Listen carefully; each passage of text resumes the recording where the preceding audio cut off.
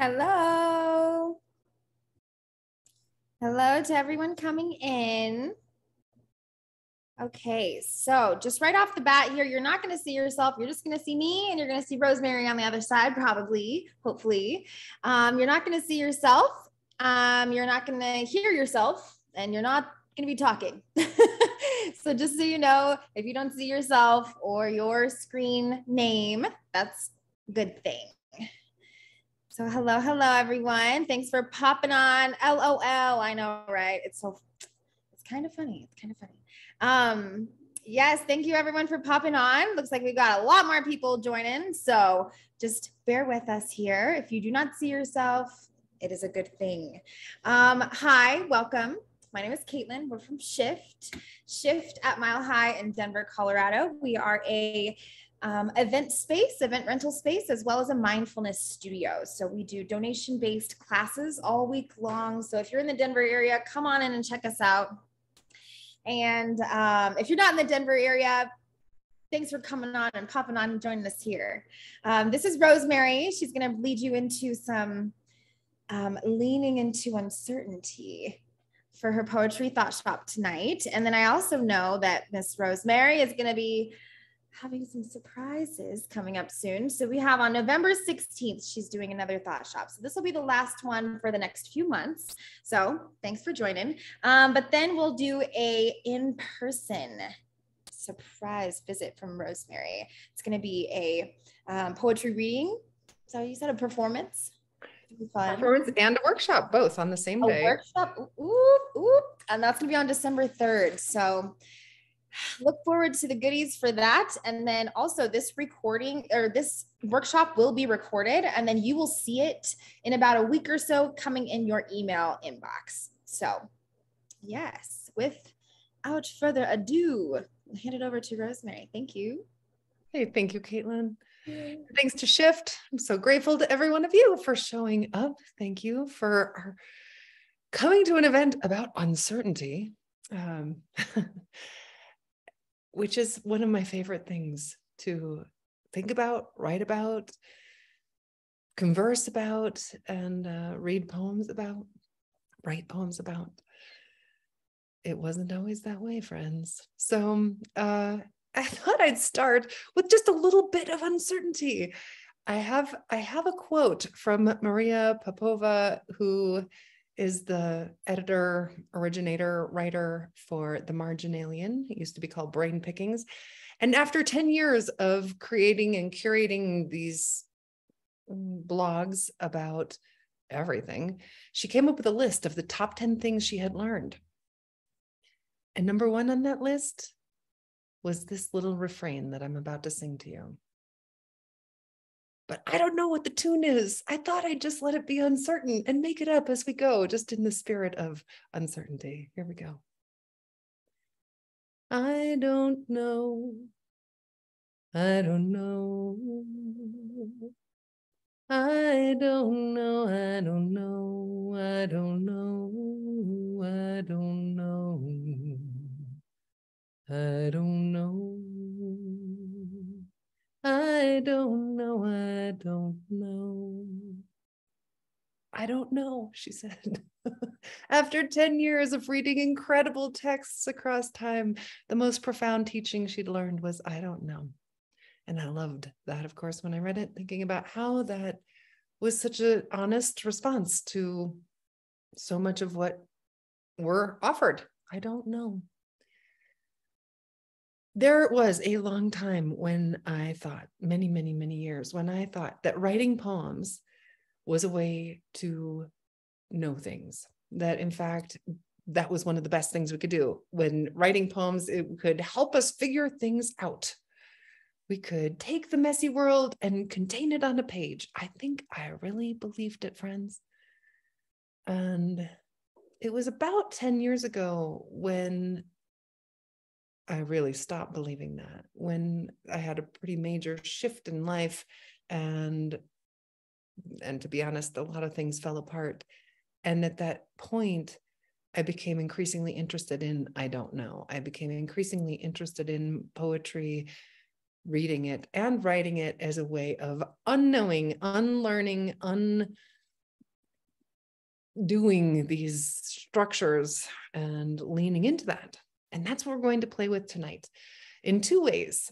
First, I'll read a series of poems that have as a theme not knowing, and I've created 4 different themes around that. I'll introduce them as we get there. And then after that, not just thematically, but practically, I'll talk just a little bit about how we can allow ourselves to not know in our writing practice. So let's jump in. If at any time you have thoughts or questions, you can go ahead and write them in the chat bar, or you can put them in the Q&A, and I'll try to be attentive to that to make sure that I'm responding to you. And we should have time at the end for a question and response too. So our first theme is living with uncertainty. And for each of the themes, I also have a quote from a writer I admire. In this case, it's from Rainer Maria Rilke, and I'm imagining that many of you have heard this quote before. It's from Letters to a Young Poet, in which this master mystic poet is writing to a 19-year-old. And he says, "I want to beg you, as much as I can, dear sir, to be patient toward all that is unsolved in your heart. Be patient toward all that is unsolved in your heart. And try to love the questions themselves, like locked rooms and like books that are written in a very foreign tongue. Do not now seek the answers, which cannot be given you because you would not be able to live them. And the point is to live everything. Live the questions now." Again, that was Rainer Maria Rilke writing in Letters to a Young Poet, to a young 19-year-old poet, Franz Xaver Kappes. And so that guides us into this whole theme of living with uncertainty. I have just 2 poems in this section. The first, ironically, is a poem that does the opposite. It's a poem about imagining if everything were certain, if we could figure it all out, if we knew it all. This is a poem by Wisława Szymborska from Poland, translated from Baranczak and Claire Kavanagh, and this poem is called Utopia. Island where all becomes clear, solid ground beneath your feet. The only roads are those that offer access. Bushes bend beneath the weight of proofs. The tree of valid supposition grows here with branches disentangled since time immemorial. The tree of understanding, dazzling, straight, and simple, sprouts by the spring called, "Now I get it." The thicker the woods, the vaster the vista. The valley of obviously. If any doubts arise, the wind dispels them instantly. Echoes stir unsummoned and eagerly explain all the secrets of the world. On the right, a cave where meaning lies. On the left, the lake of deep conviction. Truth breaks from the bottom, bobs to the surface. Unshakable confidence towers over the valley. Its peak offers an excellent view of the essence of things. For all its charms, the island is uninhabited, and the faint footprints scattered on its beaches turn without exception to the sea, as if all you can do here is leave and plunge, never to return into the depths, into unfathomable life. That was Utopia by Wisława Szymborska. I mean, I love this poem. Obviously, it's play. It's right, hearkening back to last time's theme of play. She's having a good time imagining what would it be like in a world where we knew everything, where everything was certain. And guess what? It turns out it's an uninhabitable place, she says. That's her interpretation. For all its charms, the island is uninhabited. And I love how then at the end, and you, if you've been in workshops with me or these thought shops before, you know how curious I am about how does a poem move. And in this case, this poem moves from a place of certainty in the beginning, and in fact, through most of the poem, a place of certainty and knowledge to a place that is utterly, by the time we get to the end, unfathomable. That turn doesn't happen till the very end. All you can do here is leave and plunge, never to return into the depths, into unfathomable life. So an idea for doing your own writing is to imagine, like Wisława Szymborska did, imagine a world without uncertainty. What would it look like? Describe the landscape, or describe what you would do there. What would be your schedule in this world where you knew everything? What does it feel like to live here? Here's another idea. The opposite. Do the opposite. Write the landscape of I don't know. If I don't know was a country, if I don't know was a region, if I don't know was a city or a place, what would it look like? Would it be treacherous? Would it be inviting? You could name the terrain. This is something that I love about the play of what Wisława Szymborska did. The valley of obviously, the tree of valid supposition. Name the terrain here in the land of I don't know. You could have the cliffs of uncertainty and the constellations of confusion. And what do you notice? What do you notice about living here? By the way, if you're feeling uncertain about how these thought shops work, if you haven't been to one before, really, it's just me reading lots of poems, talking about them a little, and giving you lots of prompts that you can use in your own writing. If you don't have a pen to write down these prompts and ideas right now, don't worry about it, because you will be getting the video later. It will arrive in your inbox in about a week, and it will have with it a link to all of the different poems that I read. And you can just go through this again on your own time and do it like a workshop right there in the privacy of your own home. Each time just kind of putting me on pause and taking your own time to write. So launching back into the realm of living with uncertainty, this is a poem I wrote. And I wrote it right around that time I was mentioning, when I started to realize, wow, I really don't know much, and becoming increasingly curious then about that not knowing, becoming increasingly willing to lean into uncertainty. So it's a poem, it's about 10 years old. And I'll tell you maybe just a little bit about the form of this poem. At the time, I was playing a game with poet Barry Spax, who lived in Santa Barbara, California. And we would go back and forth on poems on a theme. And we'd choose a theme. And then after the theme, we'd take turns writing 84 character poems. So it was kind of like a haiku is driven by syllable count. These were poems that were driven by character count. You could have as many lines as you wanted, as many words as you wanted, as many syllables as you wanted, but it had to be 84 characters. And that was a nod to the 84,000 teachings of the Buddha.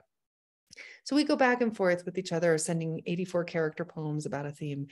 This one was about walls. And so these are poems that I wrote. None of Barry's in this, but 84 character poems, a series of 84 character poems about walls. And I suppose in this poem, I was thinking about how the wall felt like certainty, and how in that period of my life, I could feel the walls coming down, or I wondered what would happen if the walls came down. And so it was really exploring the themes of uncertainty by thinking about walls.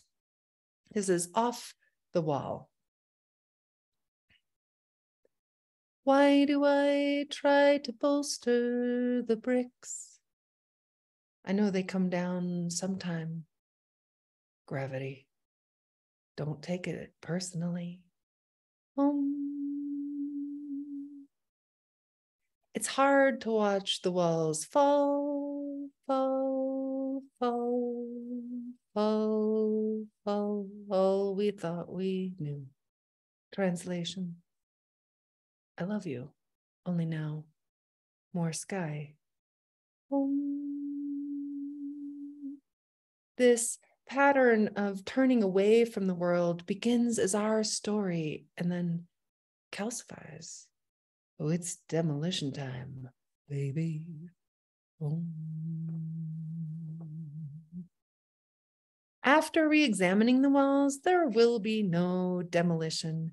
They are like all matter, mostly empty. From a distance, the wall appeared insurmountable. And all I had to do to move the wall was lean into it. I can't see the other side. But look around. Look inside. How much vaster the world has become. I ask my teacher about walls. She says, notice them. I ask, what's on the other side?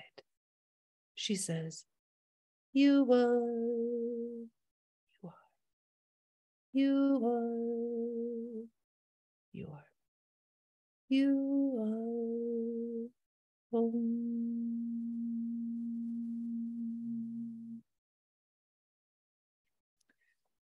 That was Off the Wall by me. And I seem to have lost there we are. It was so fun, this period of playing games, writing poems on a theme, just 80, and giving yourself that little limit, 84 characters to explore something. And so I want to suggest that you use this little form, and I'll talk a little later about how form can be very helpful for not knowing.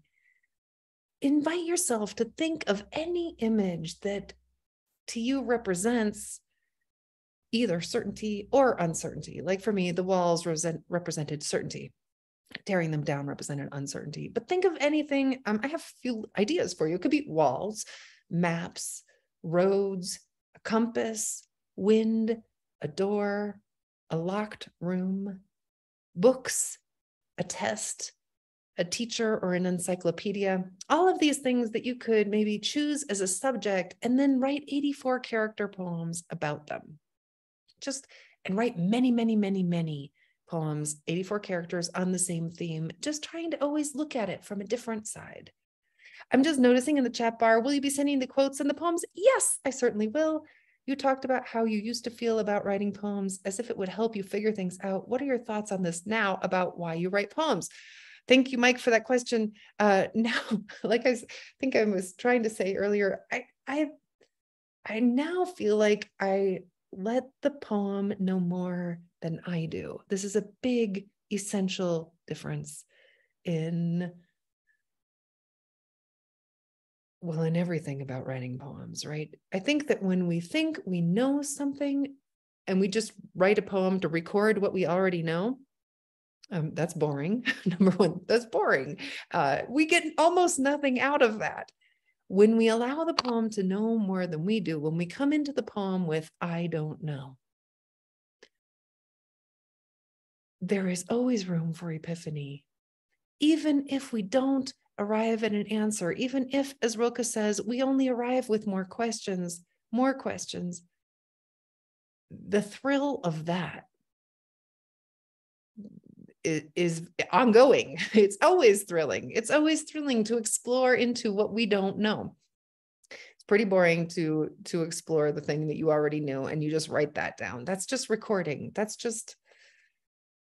like writing a dictionary entry, as opposed to maybe writing a poem is allowing ourselves into this curiosity, into this willingness to explore, into a sense of discovery. It's a very big difference. I was going to say about that last poem, by the way, that last idea of writing 84 character poems, you could also do it with a partner. You could do it yourself, but why not find a partner and write 84 character poems back and forth, just like I used to do with Barry.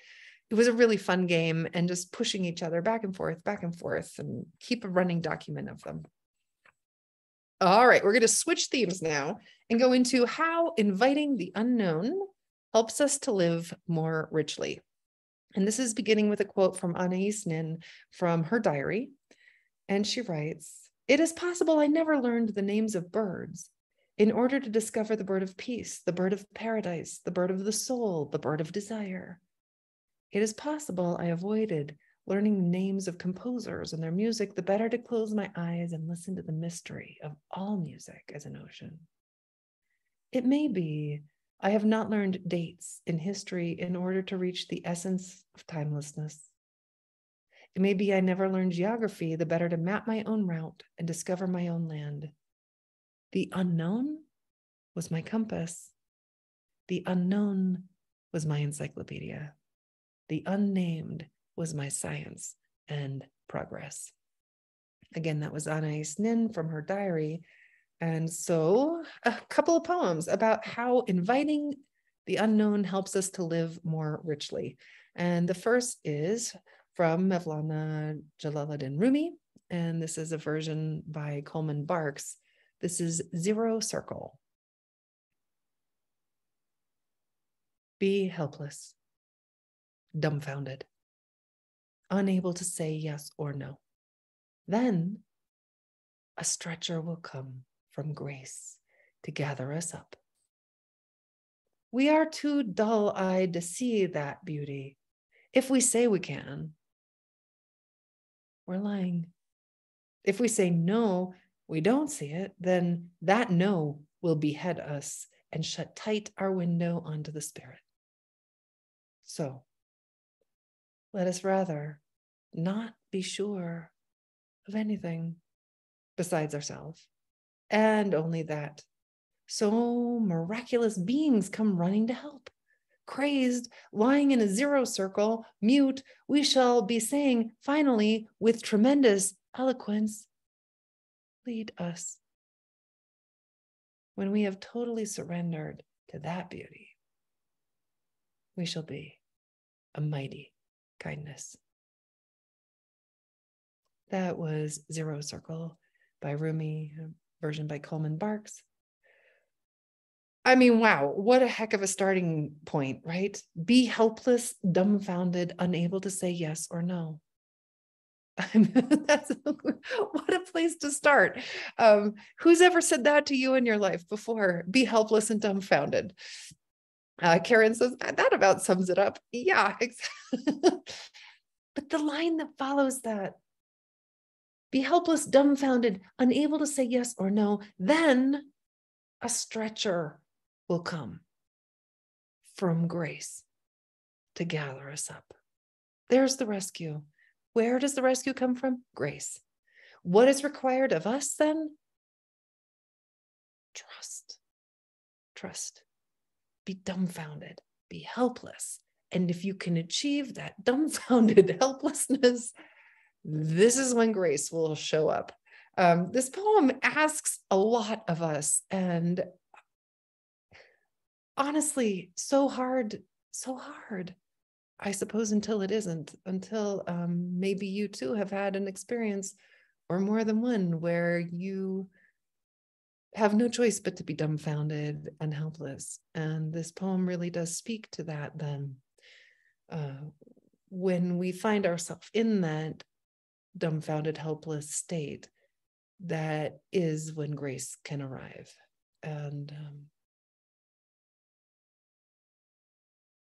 it's almost as if then it's the only thing you can do, right?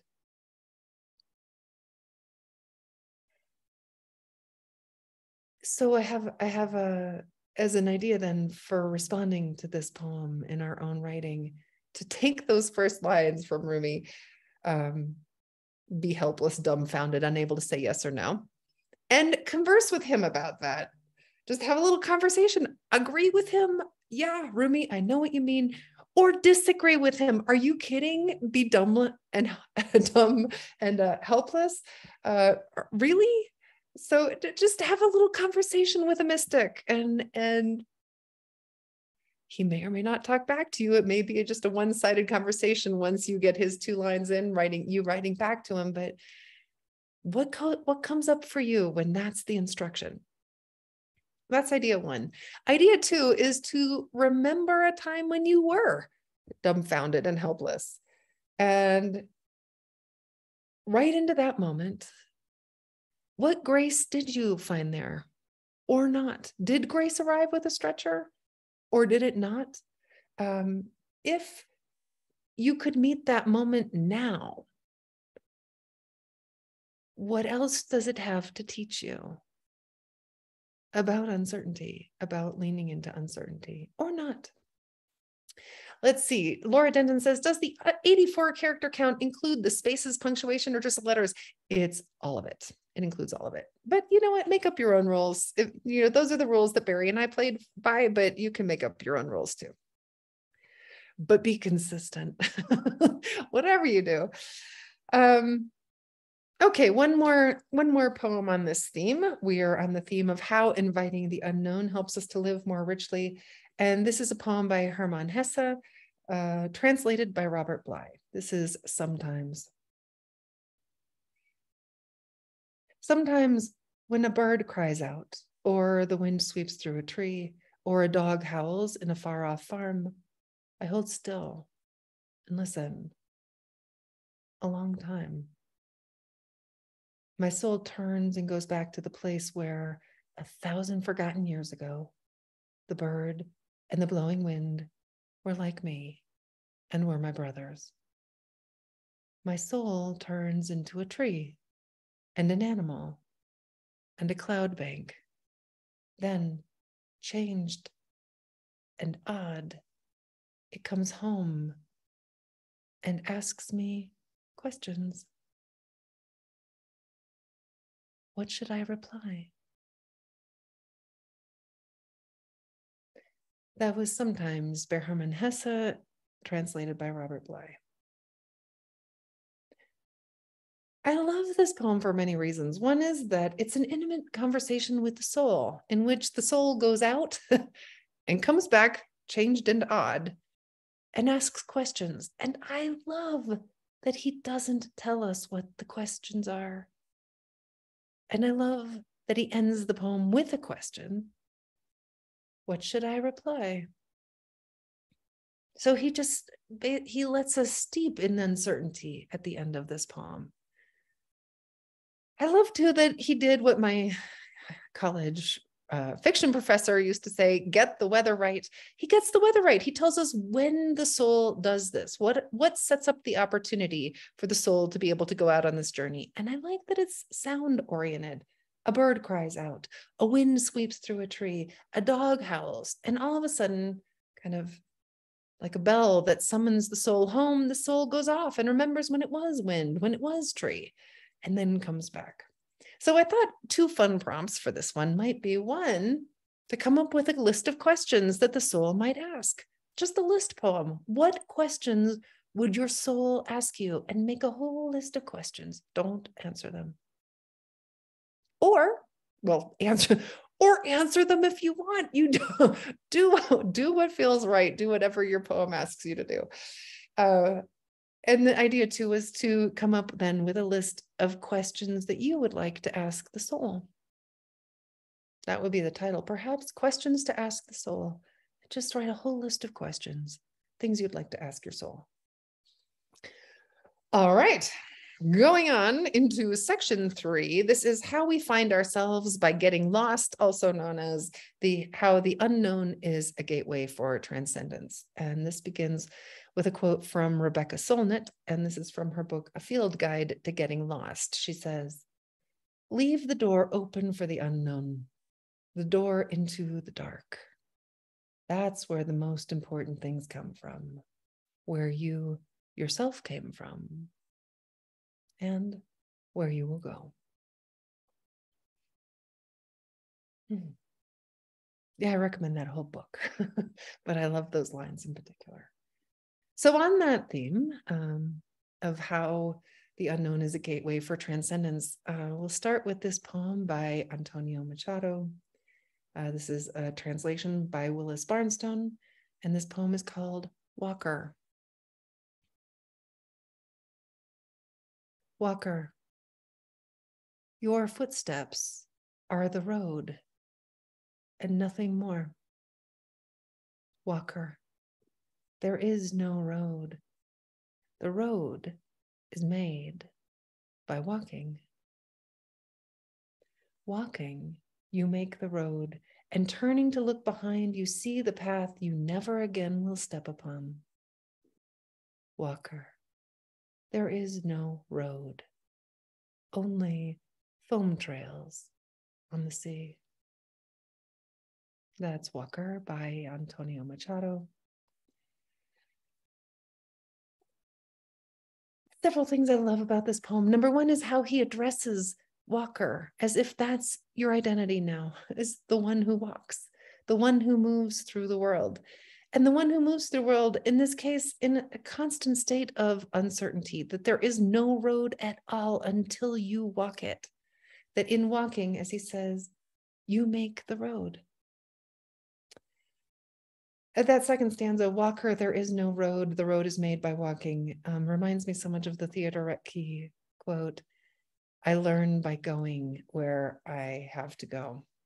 And just this sense that we are co-conspirators with creation, that in every moment of uncertainty, we are making the certainty, that the only certainty is this very moment that we have just created, and the very next step, the very next moment is launching again into uncertainty. The only road is the one that we make in that very moment. Gosh, I love this poem. So here's an idea. Write a poem that addresses yourself as walker or traveler. And what is it like walking the path of uncertainty? Perhaps describe the path. Perhaps describe the steps. Perhaps describe how it feels to be taking each step. The second poem in this one, this whole section is all very place-based. These are very place-based poems. And this one is by David Wagoner. It's a very famous poem. Perhaps you've heard it before. Lost. Stand still. The trees ahead and bushes behind you are not lost. Wherever you are is called here, and you must treat it as a powerful stranger, must ask permission to know it and be known. The forest breathes. Listen. It answers. I have made this place around you. If you leave it, you may come back again, saying, here. No two trees are the same to raven. No two branches are the same to wren. If what a tree or a bush does is lost on you, you are surely lost. Stand still. The forest knows where you are. You must let it find you. That's Lost by David Wagoner. I've long loved this poem, and I love how it engages with uncertainty as if you're the one that's uncertain and everything else around you knows exactly what's going on. And that's exactly how it should be. That's exactly how it should be. Here's an idea. To write about a time, well, start by thinking about a time, I suppose. Think about a time when you were lost, when you did not know where you were and you were a little bit uncertain. Describe that scene. And now one of two things will happen. If in that moment that you remember you were panicked, rewrite the scene as if you were able to befriend your uncertainty and perhaps talk to your younger self that was uncertain and just talk it through this experience and how it might meet uncertainty. But if in that moment of lostness as a youth, that youth could have been yesterday, by the way. If you were calm and accepting and everything was easy about being uncertain for you in that moment, then think about something happening now in which you are uncertain and you have some anxiety about it, and let that wiser, younger version of you teach you something now about what it is to meet uncertainty. So just an invitation to have a little cross conversation between you and a younger version of yourself that may or may not have been comfortable with uncertainty. And this one by our present poet laureate, Ada Limon. This is Notes on Below, in which she has a conversation. Well, I'll let the poem do its own speaking, and then I'll say something about it. This is Notes on the Below for Mammoth Cave National Park. Humongous cavern, tell me. Wet limestone, sandstone caprock, batwing, sightless translucent cave shrimp, this endless plummet into more of the unknown. How one keeps secrets for so long. All my life I've lived above ground. Car wheels over paved roads, roots breaking through concrete, and still I've not understood the real of this life's purpose. Not so much living, but hovering without sense. What's it like to be always night? No moon, but a few lit up circles at your many openings, endless dark, still time must enter you. Like a train, like a green river. Tell me, what is it to be the thing rooted in shadow, to be the thing not touched by light? No, that's not it. To not even need the light. I envy that. Desire is a tricky thing. The boiling of the body's wants, more praise, more hands holding the knives away. I've been the one who has craved and craved until I could not see beyond my own greed. There's a whole nation of us. To forgive myself, I point to the earth as witness. To you, your frozen Niagara, your fat man's misery, you with your 400 miles of interlocking caves that lead only to more of you. Tell me, what is it to be quiet and yet still breathing? Ruler of the underlying, let me speak to both the dead and the living as you do. Speak to the ruined earth, the stalactites, the eastern small-footed bat, to honor this, the length of days, to speak to the core that creates and swallows, to speak not always to what's shouting, but to what's underneath, asking for nothing. I am at the mouth of the cave. I am willing to crawl. Notes on the Below by Ada Limon. I love that it feels to me like in this poem, she has imagined where uncertainty would live. She calls it the endless plummet into more of the unknown. What an idea then, to imagine the landscape where uncertainty would live, or imagine the home where uncertainty would live, and write to it as if it could tell you the secrets of the uncertainty, as if it could converse with you on uncertainty's behalf. Ask it questions. Ask it as if it deeply understands the nature of uncertainty. What does this place have to teach you? There's an idea. All right, we're going to move into our final theme of uncertainty, which is the generative power of not knowing. And this quote comes from the artist Anne Hamilton, who, by the way, has a phenomenal speech, and we'll have a link to it, called Making Not Knowing, a speech that she gave as the 2005 commencement address to the School of Art, the School of the Art Institute in Chicago. This is a quote from that speech. Not knowing isn't ignorance. Fear springs from ignorance. Not knowing is a permissive and rigorous willingness to trust. Leaving knowing in suspension, trusting in possibility without result, regarding as possible all manner of response. This quote speaks so completely to what I know is true in my own writing practice in terms of what trust in the unknown allows for in terms of possibility. To meet a blank page without knowing what will happen is to trust that anything could happen. It's to trust that something will happen, and something will, But then she says, trusting in possibility without result. And that, I think, is the kicker, right? I think so often, and I know this has been true for me in many periods of my life, where I didn't want to write at all if I didn't think it was going to be good. That was the result I wanted.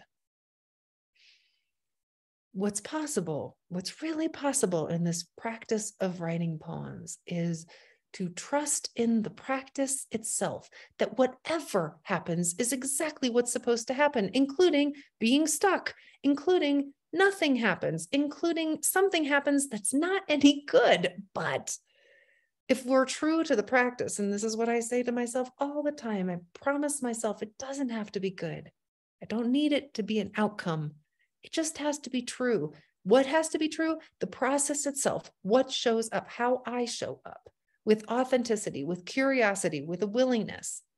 That will always be interesting, no matter what happens. Okay, so this theme is the generative power of not knowing, and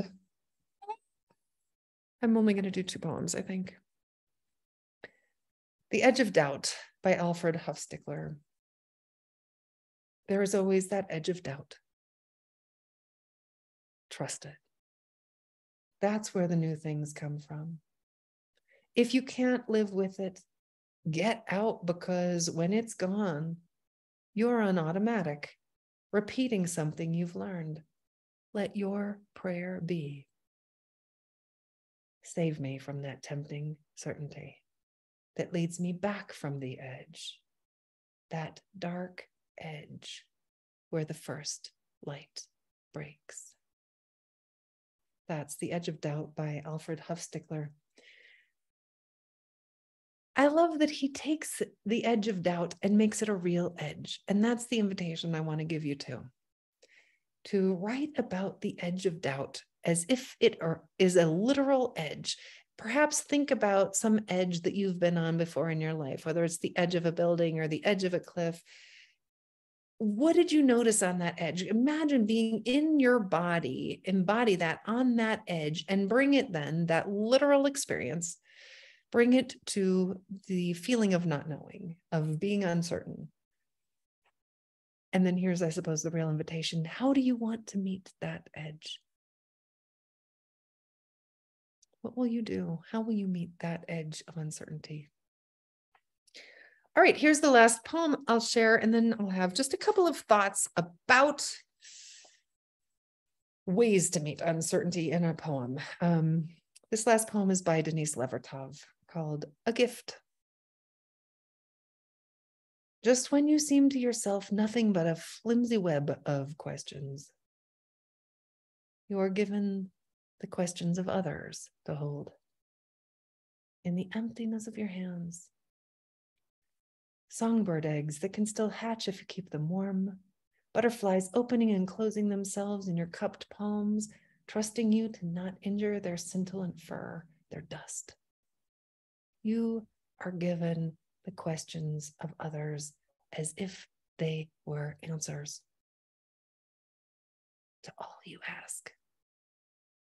Yeah, perhaps this gift is your answer.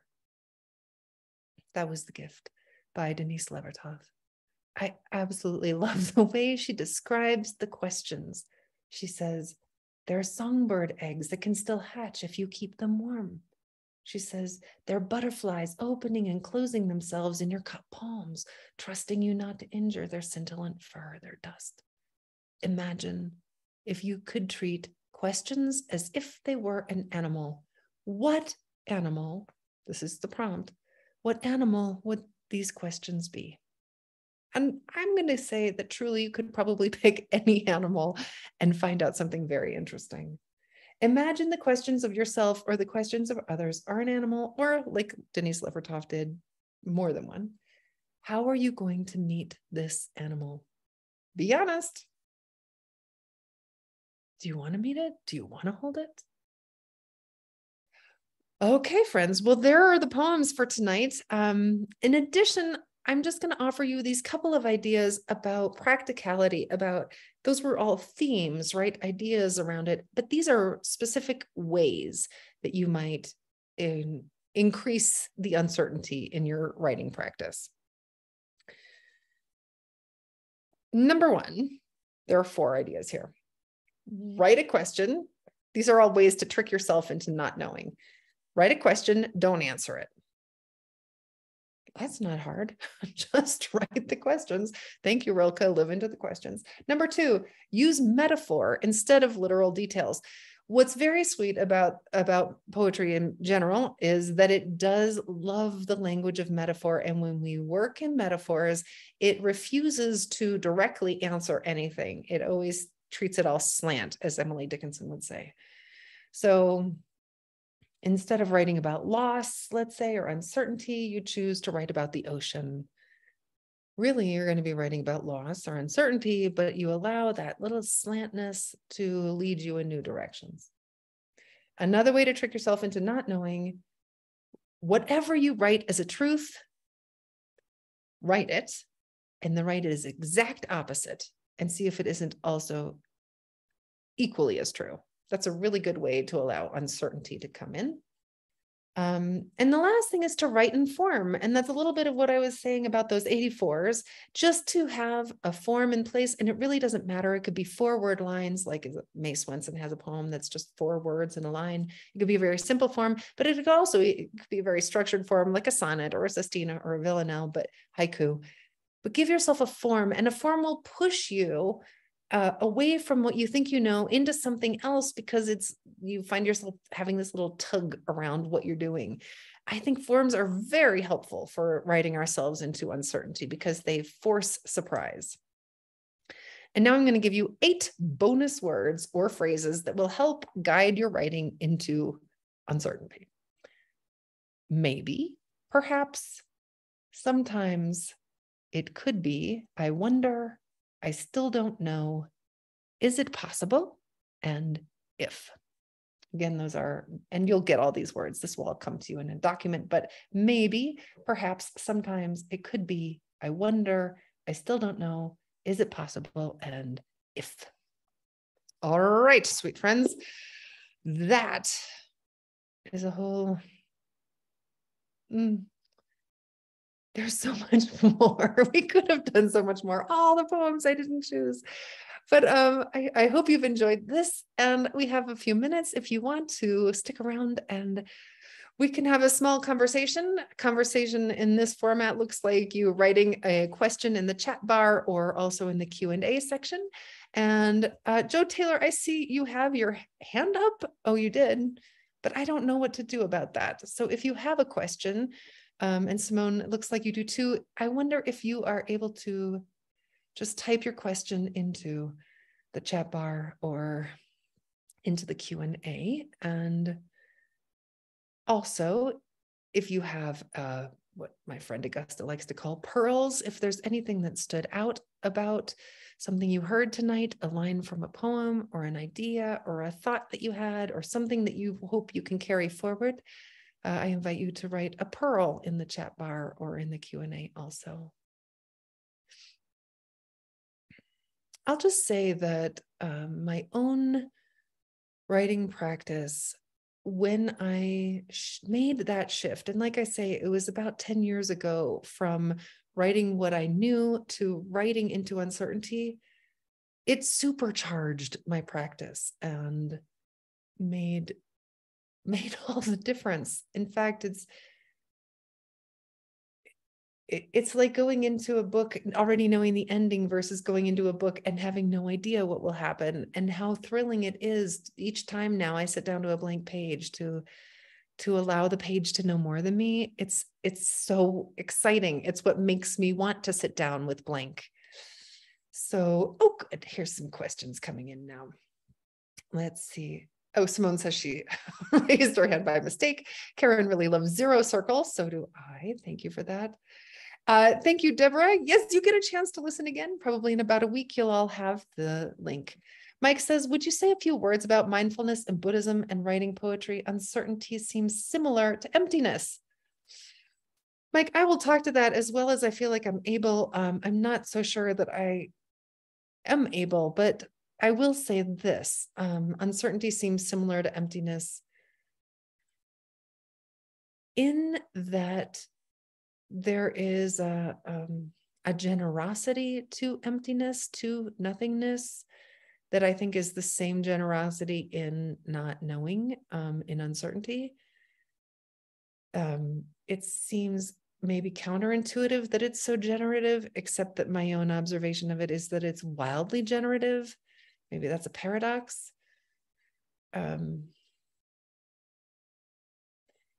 In terms of mindfulness, then I suppose it is the way that creating that spaciousness through silence, through attentiveness, allows for a quality of paying attention that has an authenticity in it, a purity in it, a willingness in it. And so much of poetry, I think, is driven by the same thing. I think also it's maybe counterintuitive that stillness, that quietness, and that using poetry, which is language, could take us to the same place. Although I do think it's true. I think that both in language and in silence, there's an opportunity to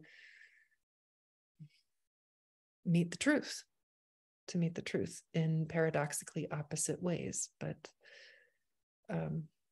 power to the paradox, as my friend Jack used to say.